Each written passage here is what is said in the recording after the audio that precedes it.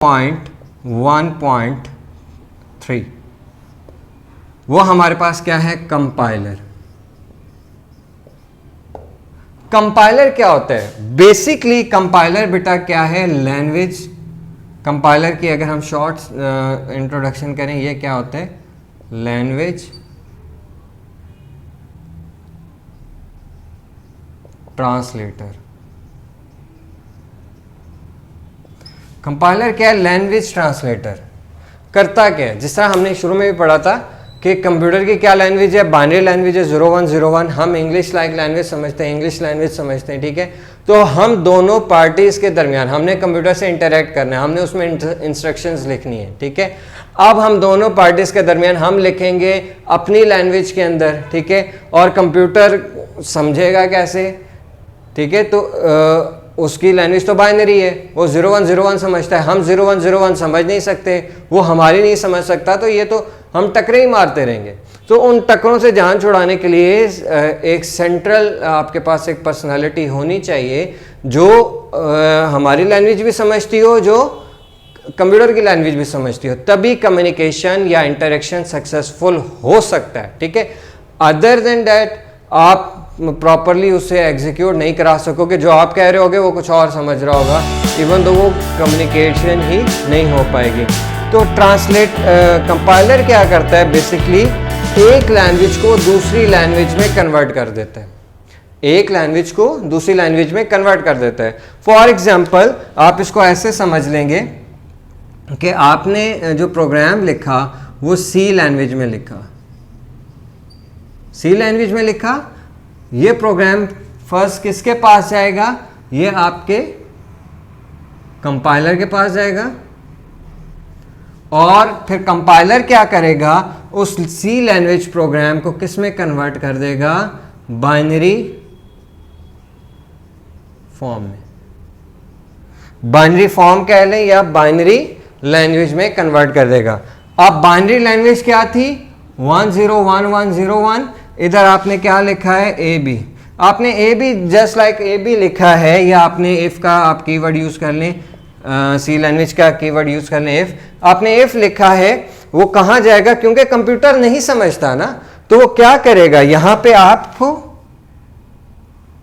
ये एक खूबसूरत सा बंदा मैं बना देता हूं, ठीक है, यहां पे आप हो, यहां पे आपका कंप्यूटर है, ठीक है। अब आपने कंप्यूटर से कम्युनिकेट करना है, वो कैसे होगा, आप लिख रहे हो सी लैंग्वेज में, ठीक है, तो बीच में एक सेंट्रल पर्सन ऐसा होना चाहिए, मीडियोकर पर्सन, मिड में एक ऐसा पर्सन होना चाहिए जो क्या हो, जो सी लैंग्वेज भी जानता हो और जो बाइनरी लैंग्वेज भी जानता हो, तो फिर क्या होगा, कम्युनिकेशन सक्सेसफुल हो जाएगी। ये यहाँ से इफ लैंग्वेज के अंदर हम इंस्ट्रक्शन देंगे, वो कंपाइलर के पास जाएगा, कंपाइलर क्या करेगा, उस सी लैंग्वेज में जो हमने लिखा है उसको कन्वर्ट करेगा बाइनरी में, बाइनरी में वो फिर आगे किसको दे देगा, वो बाइनरी फॉर्म में कन्वर्ट करके कंप्यूटर को दे देगा, कंप्यूटर उन बाइनरी में काम करेगा, करने के बाद वो वापस किसको देगा, कंपाइलर को, कंपाइलर फिर वापस सी लैंग्वेज में उसको कन्वर्ट करके मॉनिटर के ऊपर शो हो जाएगा। ये सारा फंक्शनैलिटी होती है कंपाइलर की, इसका रोल होता है। अब ट्रांसलेटर्स और भी हैं, इंटरप्रेटर है, असेंबलर है, हर एक की अपनी अपनी फंक्शनैलिटी है, क्योंकि आपके सिलेबस में ये हम इसी को डिस्कस करेंगे एज अ होल। ये करता तो है, ये आपके डॉक्यूमेंट को, आपके प्रोग्राम को कन्वर्ट तो कर देता है बाइनरी फॉर्म में और वाइस वर्सा, लेकिन करता कैसे है, as a whole. As a whole का क्या मतलब है, और इंटरप्रेटर कैसे करता है, वो लाइन बाय लाइन करता है। यहां पे थोड़ा सा मैं इसको डिफरेंस समझा देता हूं।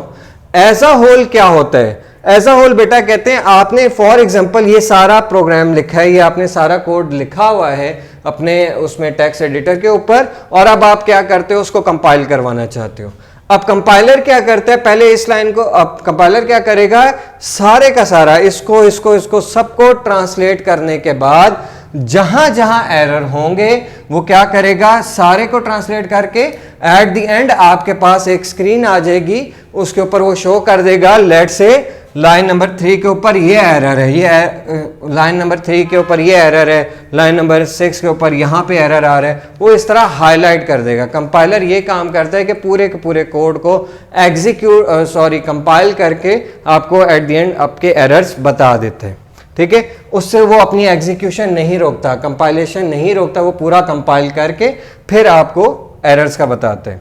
इंटरप्रेटर क्या है, इसको कहते हैं एज अ होल। इंटरप्रेटर अब क्या काम करता है, इंटरप्रेटर क्या करता है, लेट से आपने ये पूरा प्रोग्राम लिखा और अब आपने इसको ट्रांसलेट करवाने। अगर आप इंटरप्रेटर यूज करते हो तो क्या करेगा, फॉर एग्जांपल सेकंड लाइन में यहां पे मिस्टेक आ जाती है, यहां पे कोई एरर आ जाता है, इंटरप्रेटर क्या करेगा, वो यहां पे रुक जाएगा, वो आगे 2 के ऊपर नहीं जाएगा। कंपाइलर ने क्या किया था, चला गया था, वो नोट करता गया था कहां मिस्टेक्स हैं और एंड पे आके डिस्प्ले कर दिया था ये मिस्टेक्स हैं। इंटरप्रेटर क्या कर रहा है, जहां पे मिस्टेक आ रही है वो वहीं पे रुक जाता है और कब तक रुका रहता है, वो जब तक प्रोग्रामर उसको ठीक नहीं करता। वो प्रोग्रामर को अलर्ट साइन देता है कि भाई ये एरर है, इसको ठीक करो। वो आगे उस नेक्स्ट वर्ड के ऊपर भी नहीं जाएगा जब तक वो प्रीवियस जो एरर है उसके अंदर वो जो है वो सही नहीं होगा। ठीक है, इसको ये होता है लाइन बाय लाइन। एक इंटरप्रेटर का ये चक्कर है कि वो लाइन बाय लाइन चलता है, यूं चलता है। ठीक है, जहां पे एरर आ जाता है वहां पे वो रुक जाता है, अपनी एग्जीक्यूशन आगे नहीं करता। एक चीज, दूसरी चीज क्या है, इंटरप्रेटर क्या करता है, मिसाल के तौर पे आप ये सारा कोड ट्रांसलेट करते हुए आए और आखिरी वर्ड पे आखिरी लाइन पे आके यहां फंस गए, यहां पे फंस गए, यहां पे कोई एरर था मिसाल के तौर पे, वो आपने सारा कोड ट्रांसलेट कर लिया। ठीक है, इंटरप्रेटर ने सारा कोड ट्रांसलेट कर लिया, अब वो फंस कहाँ गया, लास्ट लाइन पे। जो लास्ट लाइन पे फंसा है उसने आपको अलार्म दिया, भाई ये एरर है, इसको जो है डिबग करो। ठीक है, इसको खत्म करो। अब आपने क्या किया, आपने इस एरर को रिमूव कर दिया। ठीक है, सारा एरर जो है वो ठीक हो गया। अब इंटरप्रेटर क्या करेगा, वो आगे नहीं जाएगा, वो यही नहीं देखेगा कि 3-4 कैरेक्टर रह गए, कुछ वर्ड रह गए, मैं उसको जो है ट्रांसलेट करके खत्म कर दूं।